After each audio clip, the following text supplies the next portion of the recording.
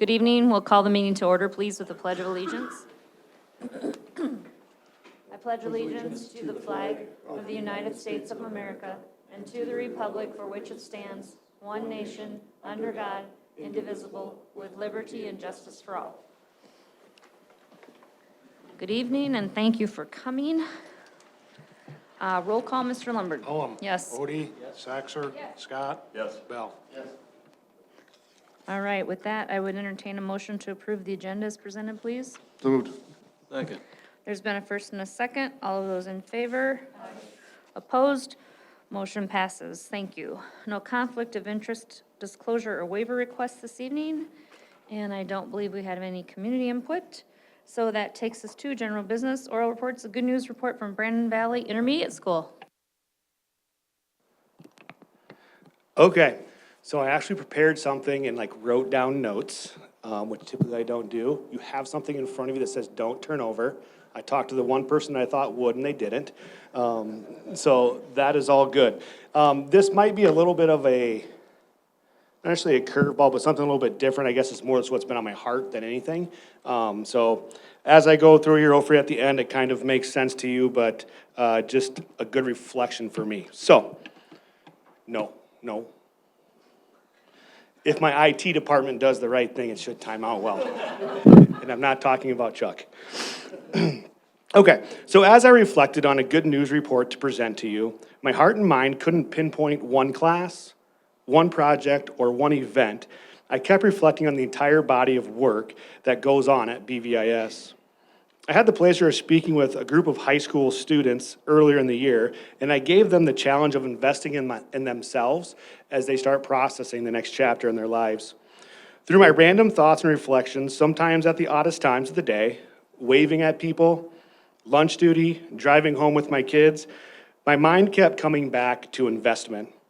I'm going to present to you this evening on the investment that all BVIS staff have deposited into our 5th and 6th grade students. This is all staff, teachers, custodians, child nutrition services, nurse, office staff, and support staff. To me, investing in others means dedicating time, energy, and resources to help someone develop their skills, knowledge, or potential, often with the goal of seeing them succeed in their personal or professional lives. Essentially, it's about supporting and empowering others to grow and achieve more, similar to how one might invest money in an asset with the expectation of future returns. You may have heard of the poem, the Dash Poem. You have a copy in front of you. I would like to read it to you, though. Though it talks about a person's life, for this evening's purpose, I want you to think about one's investment in education as a teacher or a professional.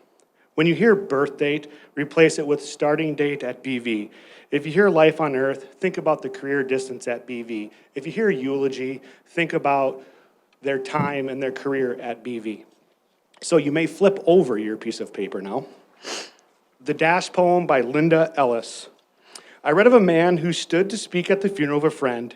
He referred to the dates on the tombstone from the beginning to the end. He noted first came the date of birth and spoke the following date with tears. But he said what mattered most of all was the dash between the years.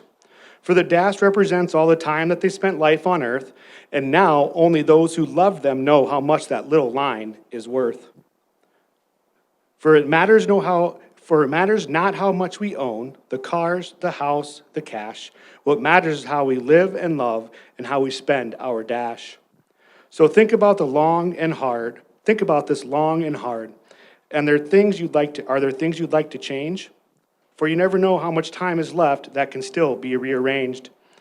If we could just slow down enough to consider what's true and real, and always try to understand the way other people feel. Be less quick to anger and show appreciation more, and love the people in our lives like we've never loved before. If we treat each other with respect and more often wear a smile, remembering that this special dash might only last a little while. So when your eulogy is being read with your life's actions to rehash, would you be proud of the things they say about how you spent your dash? So as I reflect on As I reflect on this, over the past few years, we've done many different things. One of them is our back-to-school in-service. I've tasked teachers to create content area posters by grade. These posters can be found in our entryway at BVIS. Staff is tasked with a few simple questions: combined years in education, schools taught, degrees held, a favorite quote, and a piece of advice. I have tabulated the totals, and when putting things together, you soon realize our best resource for BVIS are the professionals tasked to serve our students. This year, our totals are years taught, 988 years. Schools served, 148. That number's a little bit wishy-washy because 30 of them put BVIS. Some transferred from BE to BVIS when we made the new school. Degrees held: associate degrees, bachelor's degrees, master's degrees, and ed specialist degrees. Some fun ones come on. Somebody has a vet tech degree before they started teaching. Pieces of advice. You have an example of the poster in front of me here. This is the 6th grade science example. A piece of advice: try again, it takes strength. Their quote is, shoot for the moon. Even if you miss, you'll land amongst the stars. With mixed emotions, 2 of our longest working staff members at BVIS are retiring this year. One of them has over 40 years of experience. That's over 7,000 days with students at school. And the other has over 30 years of experience. Along with the 40-year experienced teacher, the majority of these years have been spent at Brandon Valley. They have served generations of students and are continuing serving till their last day. I've heard things from them of, I've had their mom and dad. I heard this year for the first time, I had a grandparent. Curriculum and other programs, while important, will come and go. Our people serving our students will always be our one constant and most valuable asset to Brandon Valley's continued success. And I'm proud of all the staff at the Brandon Valley Intermediate School. We pour into our students every single day. Each staff member this year got a shirt down the front has Brandon Valley written on it. Their starting year is on the back, the beginning of their dash at Brandon Valley. Some date back to the 1990s. I tell the staff, we spend more time with our colleagues than our families many weeks throughout the school year. Who we work with matters. Continuing to challenge one another, hold each other accountable, make each other better matters. I bring this as good news because I think you as a school board and the patrons of our community need to know you have a strong group of employees pouring their hearts, passions, and careers into our students at the Brandon Valley Intermediate School. To me, they're making the most of their dash. While we are not perfect and bumps in the road will occur, we grow from them and we continue to strive for what's best for our students. We love what we do. Our character as a staff is a legacy we will leave behind, and it is what will influence people long after our careers have ended at Brandon Valley. My hope is the staff at Brandon Valley Intermediate School stands firm to our district's core values and continues the Dr. Larson-led Links Way by maintaining the Links Way expectations through consistency and embedding them in everything that we do, even when it can be difficult. We must always choose kindness, integrity, and striving to be a staff member or colleague who others can trust and respect, all while making a positive impact on our students and community.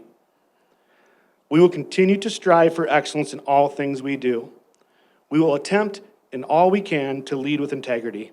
We will always continue to grow personally and professionally and never stop serving others.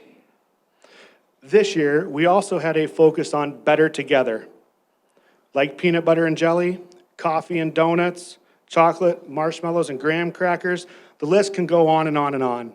It takes every single one of us, no matter the title we have, to come together at BVIS to provide a safe, positive, fun learning experience for our students. I am fortunate enough to be able to have a small part in all the great things going on at the Brandon Valley Intermediate School. And reflecting personally, My dash started in 2007, thanks to a guy by the name of Mr. Dan Ponch. When my dash is done at Brandon Valley, I hope a reflection point for people is the positivity I brought, and that I have a passion for serving the students, the parents, and the communities that make up Brandon Valley. In conclusion, we will keep investing and maximizing our dash. Why? Because our students need it and deserve it. We must continue to pour into and invest in the next generation. We are better together. Thank you.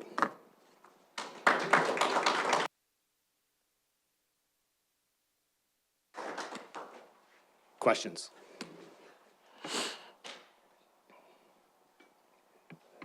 Just an echoing thank you to you, always building into your people.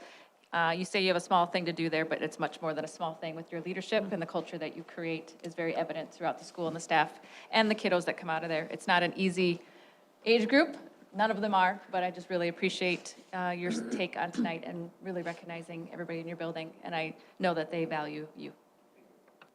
And we're gonna make sure your dash is as long as possible. Here. Thank you very much, Mr. Skivstad. Superintendent report. Good luck following. Yeah.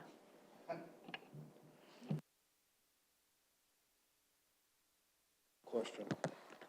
Great job, Mr. Skivstad.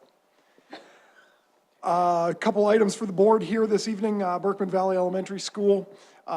Just want to note that the last couple of weeks have been slow go out there just because of temperatures and whatnot. So would certainly point folks to our respective BVE website for updated photos and whatnot.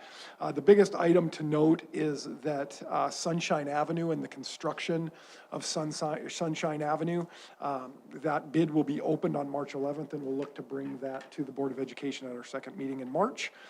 Construction will occur here this spring and or summer. Legislative session. Would tell you that there are a lot of things in Pierre at the moment that are detrimental to public education and would be detrimental to the Brandon Valley School District. Working with our various contacts out there to work through those items. At this exact moment in time, I would tell you that funding is a key part of that conversation, and it's not just about the funding increase. The 1.25% recommendation that came out of the governor's original budget address.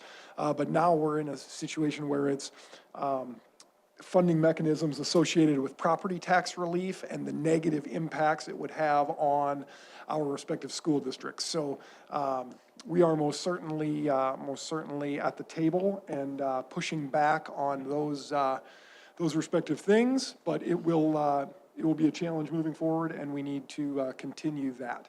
Another item is local control.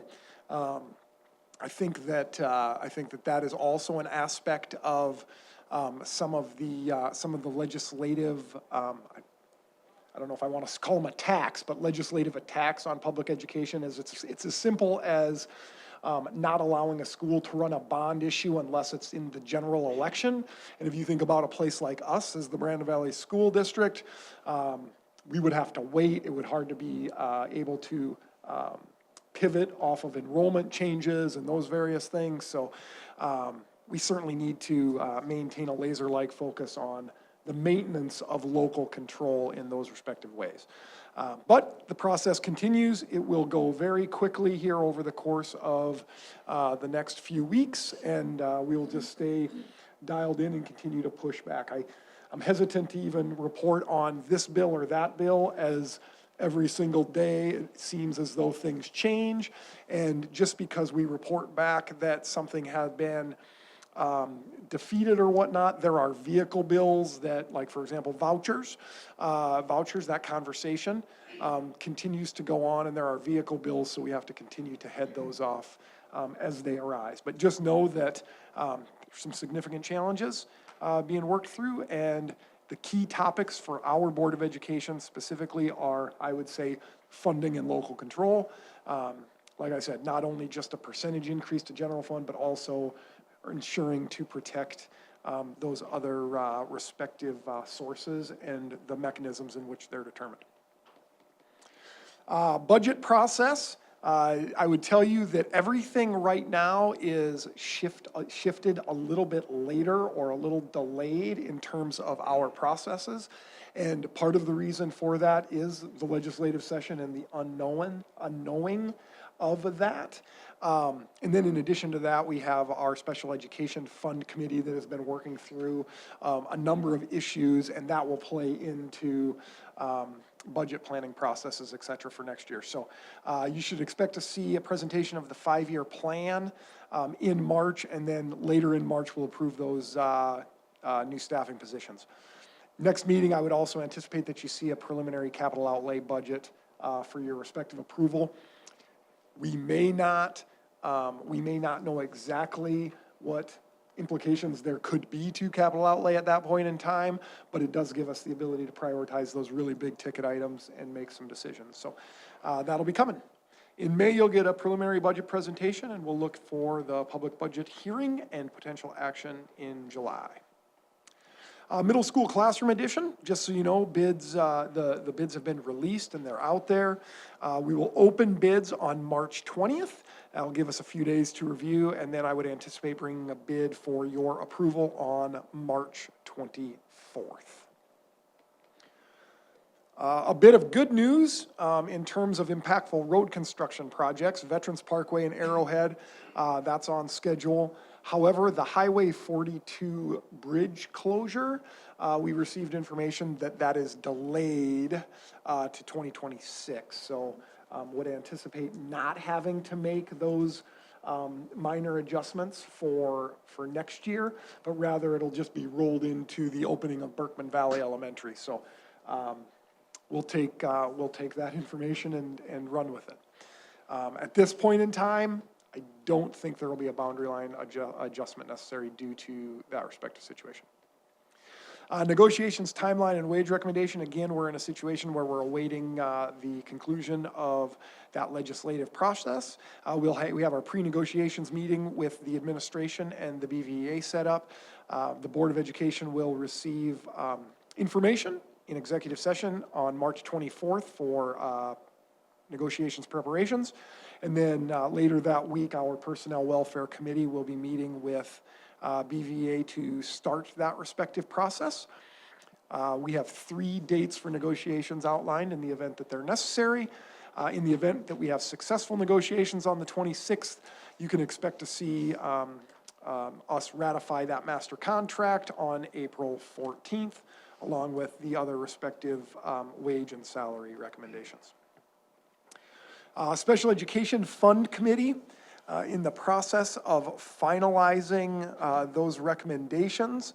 In addition to that, we are processing those various strategies and adjustments with departments. So, for example, rather than people hear it from a report at the board level, working individually with those respective departments that have been impacted to have that conversation so they can ask questions, we can work through that, and then ultimately bringing it to the Board of Education in March for approval. Academic calendar items that I have noted for you. We have parent-teacher conferences scheduled on the 10th for the intermediate school and middle school. The 11th is for our elementary buildings and the high school. There is no school on March 13th for the snow day, and no school for the comp day on the 14th. You can see spring break outlined for your respective review there with an early dismissal on the 17th. No school on the 18th, no school on the 21st. Madam Chair, I believe that's all I have for you. Would certainly entertain any questions that you have. All right, hearing none, thank you very much, Superintendent Larson. Board policy, none tonight, takes us to general business. I would entertain a motion to approve items 1 and 2 as presented, please. Second. There's been a first and a second. All of those in favor? Aye. Opposed? Motion passes. Thank you. Personnel, I would entertain a motion to approve items 1 through 7, please. So moved. Second. There's been a first and a second. All of those in favor? Aye. Opposed? Motion passes. Thank you. Communication, there's a thank you to the Board of Education there for your review. Takes us to formal board reports. Does anyone have a formal board report they'd like to share this evening? I'm just going to piggyback on the comments that Dr. Larson made in regards to a very hostile legislative session where there are a lot of threats to public education. And really, it's just a call to action for all of us involved in the Brandon Valley School District to get involved, not just right now, but when it comes to election time. Quite honestly, this isn't going to be where it ends. No matter how victorious we may be with some of the threats this year, it's only going to continue to build because of the nature of those that are being elected. So what I would ask is, as a district, we get involved, we use our right to vote in those times, because really what we do collectively as a body could really help us out significantly in who we have sit in seats, especially for our district, so that we can have a little bit more support towards public education rather than coming up against some roadblocks, even in those that are sitting in some of our own district seats. So just something for you to continue to think about, keep your eyes on the horizon, and then we will continue to fight the fight as best as we can. And I just really appreciate Dr. Larson. He's made himself readily available to so many at Peer for information and guidance and testimonials, so thank you for that. All right, Teach Well, we had our meeting, I want to say last week. We're actually, I don't know if you remember, a few years back, we purchased an additional building on 14th Street. Well, we need to do some remodeling.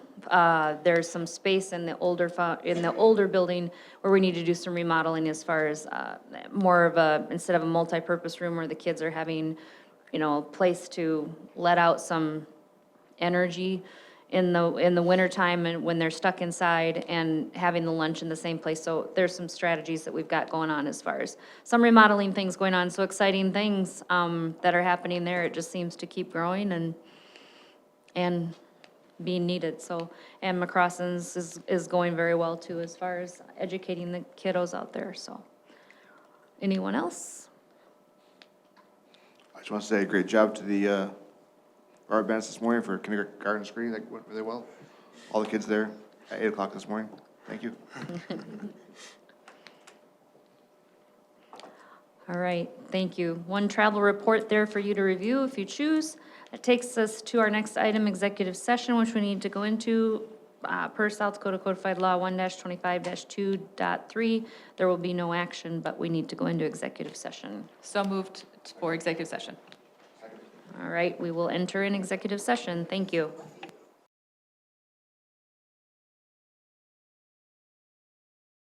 All right, it is 7:08. We are out of executive session. At this time, I would entertain a motion to adjourn. So moved. There's been a first and a second. All those in favor? Opposed? Motion passes. Thank you.